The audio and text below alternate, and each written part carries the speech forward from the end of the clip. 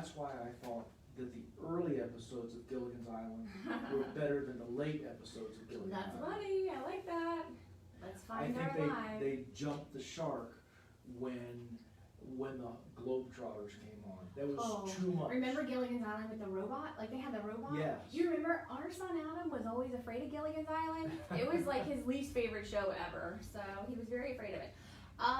Let's see if we're live. Hey, we are live. Yeah? Maybe. We're gonna pull it up. Sometimes it takes a minute.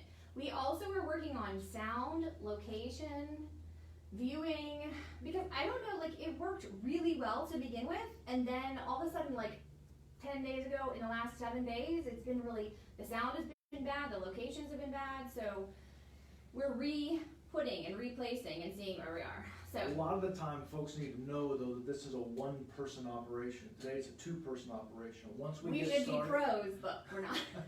but once we get started, it is what it is. Yeah, you Unless- can't really stop it in the middle and like fix it and then go back, right? Yeah. Okay, so hello to Peggy, hello Debbie, hello Gail, and Mike is here this morning, and Brenda, and Debbie, you like the backdrop and you can hear better. See, we're working on this. You would, again, it's like 5 weeks in. You would think that we would have gotten it better by now, but it's a work in progress. By the time we open up, we really will be professionals. You know what I like about the backdrop? What? It reminds me of the cockpit of the Millennium Falcon. Doesn't it kind of look that way? Yeah. I'll be the gunner, and you like, yeah. Why do you have? Okay, that's so crazy. When I look at Tim's screen, he has, what is it called? Closed Closed captioning. captioning. So it's saying everything that we're saying. But you don't have that on yours? I don't. Does Okay, anybody else have closed captioning on their live stream right now? Several times when I look at it, I have it maybe because it's on my iPad and you're on your phone. What? Okay. But most of the time when I've done this lately, it's got closed captioning That's on. crazy. Okay, let's see. Good morning, good morning, good morning, good morning. I see everybody. I'm looking over. Good morning, good morning. It's still kind of echoey. Peggy, there's nothing we can do about it. It is as good as it's going to get. It just is. There's not, unless I was talking to each of you and we were sitting in your living room, then it would be better. But this is as good as it gets. For today. I don't know. What we We'll did get is better. we moved from the big sanctuary that had the big echo to a smaller room, but even the smaller room, because it's got a lot of hard walls and it's not set up as a studio, isn't perfect. So we may try to build up and set up a studio in the future, but we are not there yet. No. Hey, it is May. Oh, Brian says sometimes he has closed captioning on his iPad. Okay. I think I need an iPad. Hey, it's May 1st. It's gonna be my birthday. Just a heads up, May is my birthday month. There's a heads up. I appreciate that. You're welcome. But here we are in May. Who knew that we'd still be dealing with all this stuff in May, but we are. So Yeah. part of when you think about it, it's May, kind of feels like discouraging because like, oh, we're still doing this, but maybe there's another part of us that says, hey, it's a fresh month.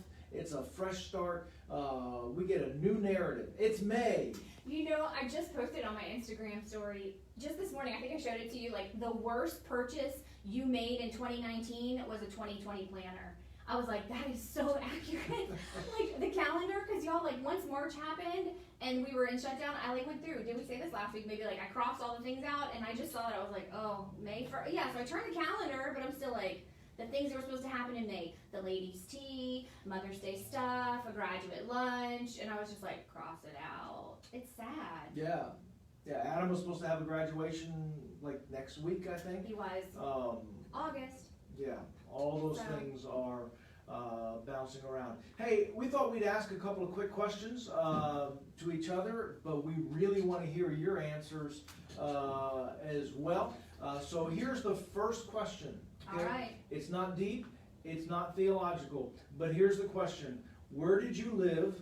Where did you live? Okay. Where did you live when you were 6 years old? When I was 6 years old, Yes. I lived in Hialeah, Florida. Okay, where is Like- Hialeah, Florida, if somebody does not Right know? next to the Miami International Airport. Like in Miami, Florida, Okay. not near Miami Beach, like more towards the airport. I mean, like literally, it was like 5 minutes to the airport. Okay. Hialeah, Miami, Florida. All right. Hialeah famous for a couple of things. a lot of things that we were probably not a part of at that time. I'm just saying, first of all, I was 6. Now listen, I lived in Hialeah, Florida, where, you know, people talk about they lived out in the country, or like they grew up with like, remember when? I grew up in Hialeah where when I was 6 years old, my sister and I had bikes and we would ride our bikes, but we lived on the corner also.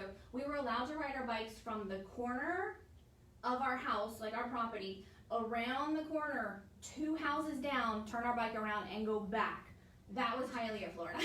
Hey, You couldn't just go through all of town. We're Yeah. getting a bunch of answers Okay, here. I'm ready. Clyde was in Shreveport. Juanice was over in DeRidder. DeRidder, that's the home of the railroad days. Is that no? That's We ha- DeQuincy. Oh, I always get yeah. DeRidder and DeQuincy mixed up. Miss Alva was in Irving, Texas. It used to be the home, may still be the home of Cowboy Stadium. They had the hole in the roof because they said so that way God could watch his team. I don't buy that. Okay. I don't buy Miami that. Dolphins. There you go. Miami Dolphins. Debbie was in Glendale, California. I don't think I knew that. Well, I think I knew that. Now that you say, like, I think I remember you saying from California. But that's interesting. Okay. Brian says Kansas when he was Yeah. 6. Doesn't say what part of Kansas, just he doesn't want us to know too much about We're his not background. going into all the cities of Kansas. All right, Tickfall for April. about Brenda that? was in Fairview Heights in Illinois. Now, a town like Fairview Heights. now You that's probably could ride your bike anywhere in Fairview Heights. But I'm also saying it's promising a lot that you get a fair view from the heights of, Yes, of of Illinois. Illinois. Gail was all the way in Hammond. Hammond. I love that. Let's see here. Joanne says Jacksonville, Florida. Okay, go Florida. And Alva says no, it's moved to Arlington, Texas. I guess the same Oh, thing you're okay, talking yeah, about. that's Yeah. true, yeah. Yeah. Bogalusa. Shout out for Bogalusa friends. Okay. Ponchatoula. Yeah. That's so interesting. I mean, like, that's far away. But then there's people that have just, like, always been here and always lived here. We've never been those people. Again, I moved from Miami, Florida, you know. Where were you? I kind of picked 6 as just a random Yeah. age, but when I thought about And it, this was my guesses. When he said this last night, he's like, maybe I'll ask everybody, like, where they lived when they were 6. And I was like, oh, did you live in England then? And he was like, no, I wasn't in England. I was like, oh, is that when you were in Peru? And he was like, no, I wasn't in Peru. Where were you? Like, were you in Florida then? Wait, maybe Vermont with your dad? Like, were you living there? And he's like, no. I'm like, oh, seems like I don't my know life, where you were my when you were life got a 6. lot less interesting about once I turned 8. But those first 8 years, it was loaded. That's true. And when I was 6 years old, I lived in Philadelphia, Pennsylvania, and Brotherly love. it was 1976. You just told him how old you were. Well, You I are kinda 50 know. now. But I was in Philadelphia for the bicentennial. So it was a really cool time to live in Philadelphia. I don't necessarily know I took everything in as a 6-year-old, but as a family that really liked history, Yeah. we probably did a lot of things. And the neat thing is that Adam and I were on a trip 2 summers ago. And one of the things that I had done is I had found in some of my parents' old papers and stuff the address of the house that I lived in when I was 6, and we drove by and went to that house, and that was kind of You cool. did not knock on the door and say, I used to live here. Can I look around? You didn't do that. I did you not just do drove that. by. You But didn't. the thing is, I didn't I'm realize. so tempted to do that. I have some houses that I'm like, I would like to go up and be like, hey, I used to live here. Can I just take a look around? I don't know. That seems creepy. Again, that's not something you do in Miami. No. You don't do that in The Miami. thing is, when you turn around looking at the house and you turn around, you can see all the skyline of Philadelphia. Now, I don't Yeah. remember seeing that, partly because probably the skyline's much taller today Oh, yeah. than it was. Plus, I'm taller, Probably. so I could Yes. probably see over houses and stuff that I couldn't see over. All right, Michael Bornhill said he was living in Cooper, Texas at that time, and Brenda lived in Willow Grove, Pennsylvania. Yeah. She also had a Pennsylvania stint. There you go. I didn't have a Pennsylvania stint. I lived in Columbus, Ohio for like Okay. 18 months when I was little. I don't remember that. Before we moved to Hialeah, then I moved there. So. All right. Next question. You ready? Next I'm question. ready. I'm ready. Are you guys ready? Next question. We're going to stay on the geography theme, Okay. and we'll take geography for 500, Alec. And that I will is, not win that. I will not. what's the furthest you've ever traveled from Hammond?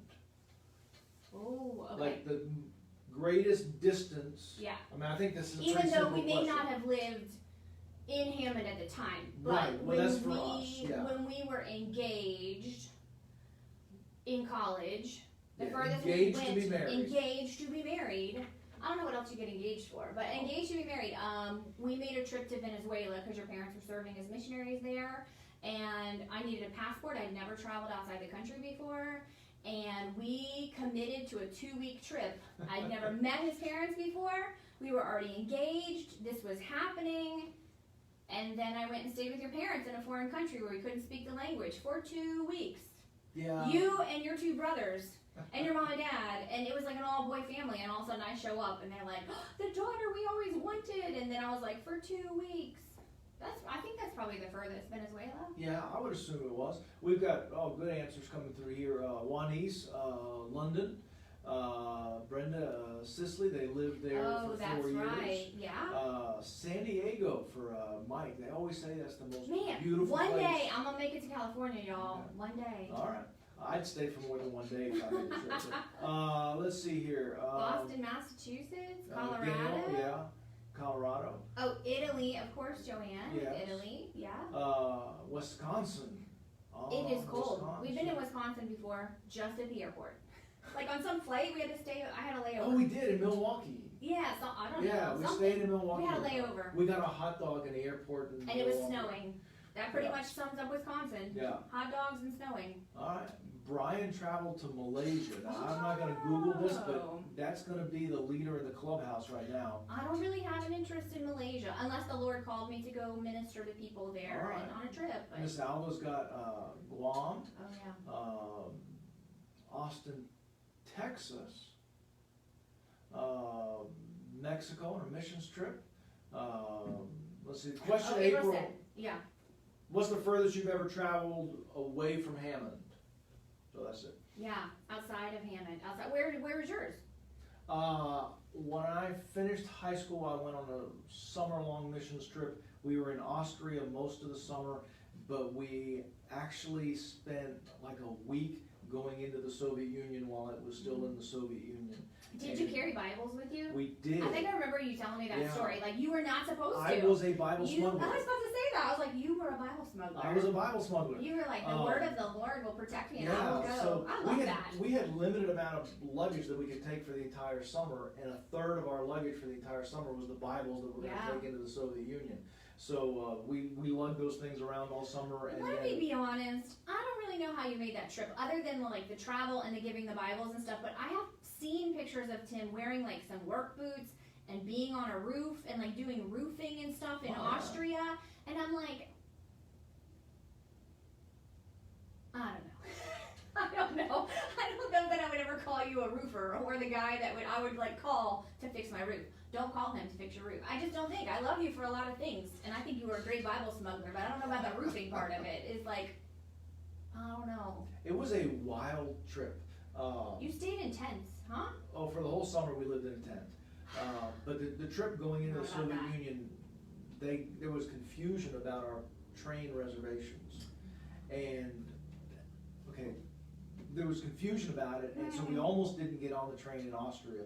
But we got on and we traveled, like the guys traveled in a cargo car. With luggage, with with animals, luggage with and with soldiers with machine guns for Oh. hours through the darkness of Czechoslovakia. It was a thing. Did they have their Bibles in the bag there too? And Well, they were we like, did, but the thing about it is that once we got to the Soviet Union, because we were off schedule, we didn't have chaperones, and so we were able to, just kind of disperse and share some things very discreetly. right. But it was a wild trip. Wow. Like sometimes if I remember that, I'm like, did that really happen, or was that like a movie that I saw? But it really Wow. happened. I'm telling you, it was a wild trip. Let's see, just a few more before you get into Okay. the word today. Let's see, Peggy says in All right, Chickson Bedfordshire. Air Force Base, oh, Bedfordshire, okay, Yeah. in England. Slovakia, Okay. Hawaii, There you okay, go. that's nice, that sounds good. Another Hawaii, and Florida, south of Tampa. Debbie, Okay. we have been there. Yes, we have. We have been there. We know exactly where you're talking about. Bermuda, all right. Bermuda. You went to some islands too, like you We went to the Bahamas. Our youth group Okay. would go to the Bahamas every I year. don't know, like these On a mission mission trip, trips to yeah. the Bahamas, y'all. That's the one I want to sign up for. Who is going on the next mission trip to the Bahamas. Man, you I'm should've signing up for that one. You should have seen the size of the bugs that we dealt with. I know. I mean, they were cockroaches this big. I mean, it was, so I don't know whether you're signing up for that one or not. No. But it was beautiful. You could ride the cockroaches Oh across. gosh. They were like giant tortoises, but they were cockroaches. Put a saddle on it and ride it down. Okay. Yeah. I'm sure you have something more serious. Sorry. Well, we were going to just kind of mention we got things going on this weekend. Oh, I thought we were doing that after that. Well, I thought we were going to do that now. Yeah, whatever. Yeah, we do. We have a lot of things going on. We do. Well, I made a list because we can do this now. I made a list because I wrote it down because I don't want to forget. But as Tim and I were talking last night about coming and doing Facebook Live, I realized there are so many things happening at our church this weekend.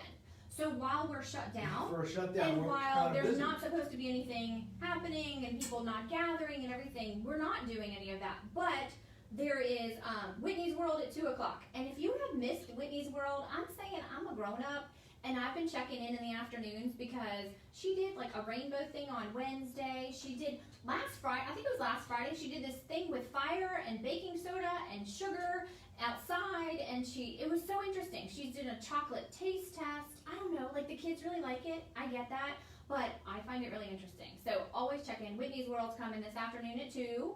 Then the Allens are in concert at 7 o'clock tonight. And basically they're taking over our church Facebook page, right? Right. So wherever you find us now, you're going to find the Allens. They're going to come and take over. I think that's fantastic. Yeah. It's as if, I mean, they're basically doing the concert and they're running it and they're having it and it's theirs. And I think that we can do that is really great. Yeah. So I know River Road is sharing it. I'm not sure if they're not recording it at River Road. I'm not Anybody sure. know where they're actually singing? River Fellowship. But yeah, our Facebook Live is Sue Facebook Live. Yeah, because I noticed that they became administrators on it, and I was like, oh, that's really cool. What's happening? And that's it. They're going to take it over. So if you don't like the sound quality tonight, it has nothing to do with us. We're not in charge of any of it. And then tomorrow morning is Sunday school with Michael going through the book of Romans. I'm so curious. I watched like when it pops up on Saturday mornings, like I'm working in the house or whatever, so I watch it at 9, 10 o'clock on Saturday mornings. But I think Brenda had commented that she watches it on Sundays before church, and I was like, that's such a great idea. Yeah. But you heard somebody else. Yeah, I talked to someone yesterday that said they just need to know that we love what Michael's doing, but we will not watch it on Saturday because Sunday school is supposed to be on Sundays. It's Sunday school. And they are folks that go to the early service, so they watch the service. Yeah. And then they watch the thing, so they get to keep their same rhythm of worship than Sunday school. You were talking to someone that their rhythm is Sunday school then worship, so that's how they watch it. I don't know how Brenda does it, but I think because she usually would, I don't know. Brenda, how do you do that? You're watching now. Okay, let's just catch up. Brian says it is at River Fellowship, so they will be singing in person in River Fellowship. So you're not invited to River Fellowship? Do not show up at River Fellowship. You cannot be there. You can be here on Facebook Live. So let's see. That, Michael, Sunday school, and then church at 10 o'clock on Sundays. Yeah. So I mean, that's a lot of activities for a church that, like, for a place and things that we're not supposed to be functioning. So, you know, as they say, we have a lot of functions happening in our non-functionality. So, yeah. Yeah, and then Sunday But that's what Brenda says. Michael's lesson, then church. Okay.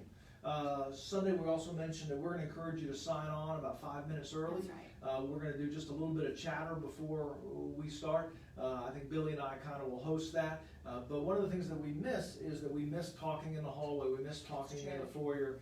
So we're going to try to do a little bit of that, encourage you to get on, talk to some folks, greet some folks, have conversation. And Brenda says coffee. We miss coffee, so bring your coffee to your iPad, laptop, phone, computer, however you're watching this. Bring your cup of coffee. So now I will say, last week during the service there was a lot of conversation, which I think is fantastic, and it's great because we're interacting with each other as the service goes on about the service. Right. But you're not, I wanted to be clear, you're not opening it up 5 minutes early for us to chat because you are bothered that people are like talking during the sermon, right? No. No. It has nothing to do with that. But I think when you first said it, I was like, oh, maybe he doesn't want us talking in church, because that was a whole comment. It was a funny No, but we conversation do- last week.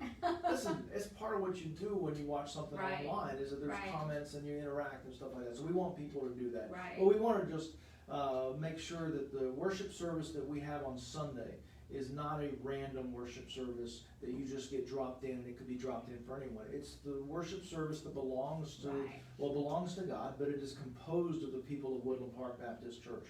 So one of the things we want to make sure is that that personal voice is part and present in the service on Sunday. So that's what we're doing there. Yeah.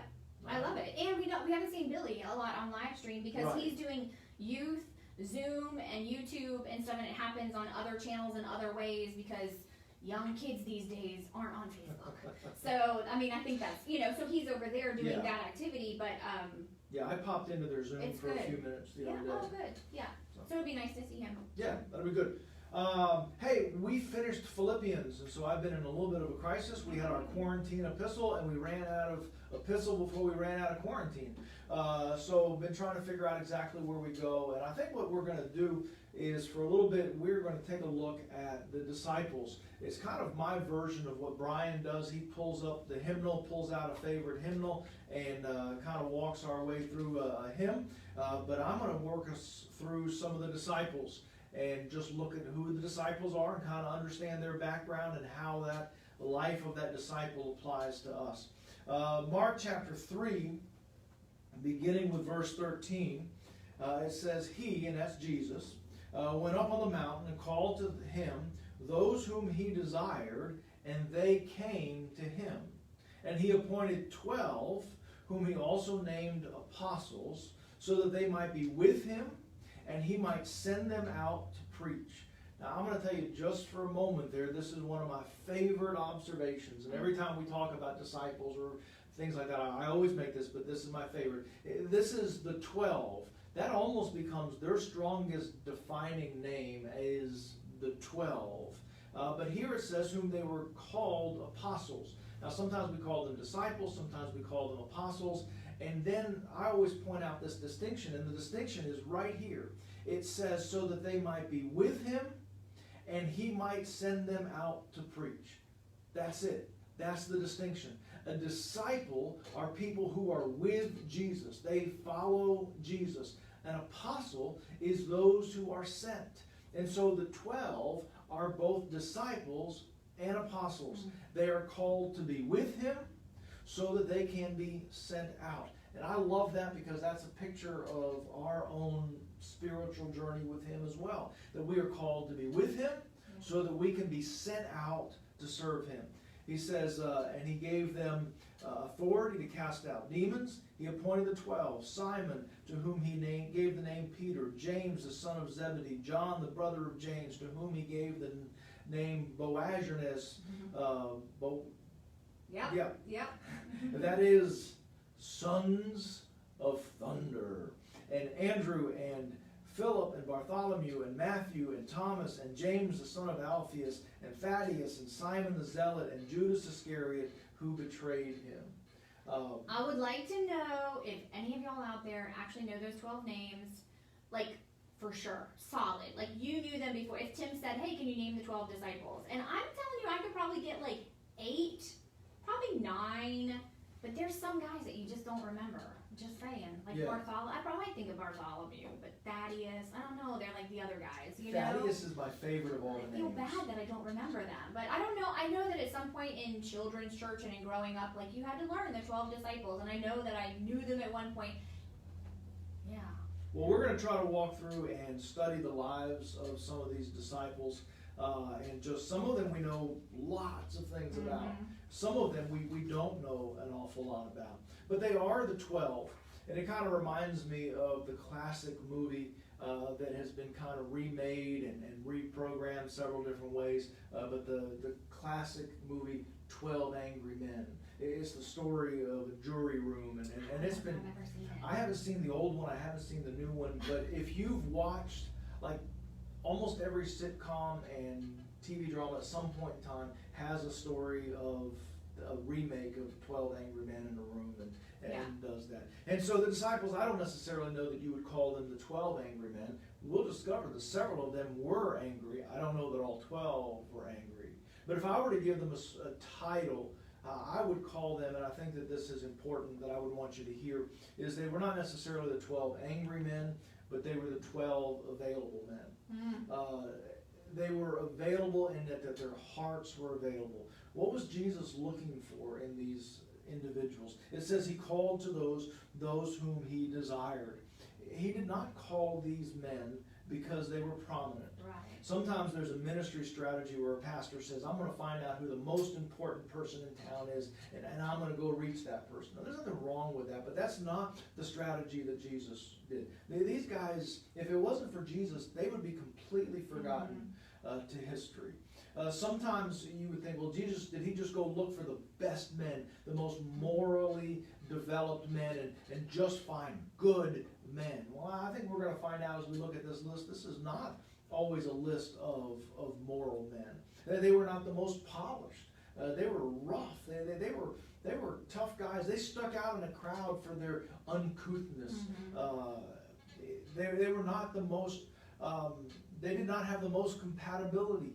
One of the things I love to look at this with each other. Yeah. Oh my goodness! Yeah. You have tax collectors Yeah. and zealots in the room. These people would have hated each other, and yet Jesus says, "Come on, guys, let's go." I don't think he made them hold hands, but they walked through together, and I'm telling you, they were probably some rough conversations that happened sometimes. But I'll tell you, they weren't on anybody's list of, I've got to have these guys. Several years ago, there was a student that was one of these really sharp students, perfect score on the SAT and all of that, and they determined that what they wanted to do is that they wanted to be accepted to every single school in the Ivy League.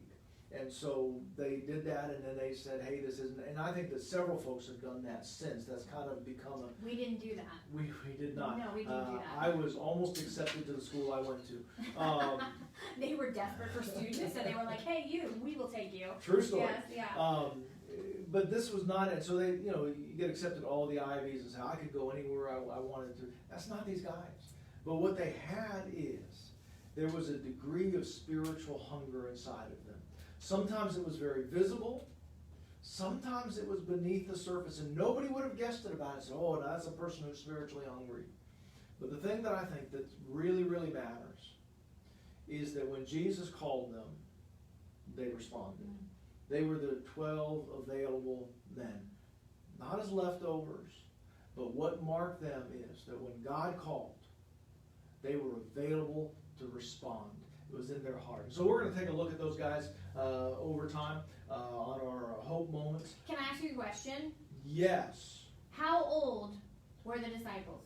I just figured that out there, y'all. I don't know. It's a conversation we've had, but I just want to have the conversation again. Yeah. Because if you look in all the paintings and the pictures and our ideas and the Sunday school pictures, Jesus is surrounded by like older men with like full beards. Some of them are gray. Some of them are graying. Some of them are like, they are men. They're not like boy children men. And I think in a recent study, it was Wednesday nights with Lindsay as well, we were studying about John and him probably being the youngest disciple. But then the whole idea of these guys were young. Right. Those Sunday school pictures are not actually accurate. Right? I mean, Probably like I'm just saying, like when again, you think... we don't have their birth certificates, so No, we we don't don't. know that. We know that one of them was married, Yes. Peter. Right. Outside of that, we don't know of any. And Right. so there are some folks that say Peter, while we know that John is the youngest, but we also assume that Peter is the oldest. But there are folks that sees these guys as in their late teens to early 20s. Well, I guess like how old would Matthew have to be a tax collector? I wonder where that would Yeah, fall. I mean, it probably you was know? a family business as well. But Yeah. So I don't know, but they probably, well, they weren't. They were probably, based on historical things that they say, probably younger than Jesus. probably, yeah. Younger than Jesus. And if Jesus called them at, When he's 30. when so, he's 30, they were younger than that. And they could have been younger by like a decade, right? I mean, that's our understanding. So I just, y'all, it blew my mind. I don't know where I didn't ever pick that up, but that was just a part of like, wait, what? And it made me think about all the pictures. And at that time, we were also doing, what was the series that you were preaching on that had the bulletin covers with Jesus and disciples on it? Like it was the stories of Jesus or something. Yeah. And I looked at the bulletin cover. I think we had a conversation, Anissa and Joanne and I, one Sunday morning, we were like, this is not even right. Like we didn't, but again, it didn't call our attention. I mean, we just didn't realize it until we did that study. But I don't think I ever had them placed as so young. Well, when they these got are called. good things to be looking to. Okay. You and better solve and answer all my questions. I may have better answers at the end of the study than I do before the study. That's so it. That's good. All right, so don't forget Whitney's World this afternoon. 2 o'clock. The Allens tonight, 7 7 p.m. o'clock. Michael tomorrow. Yep. At 9, but 9 anytime. or whenever yeah. you feel like watching Yeah. it. And then Church at 10. show up early to chat. Yep. All right. That's I think it. that's it. We're done. All I'm right. gonna go turn it off. It was so Okay. good to talk to y'all this morning.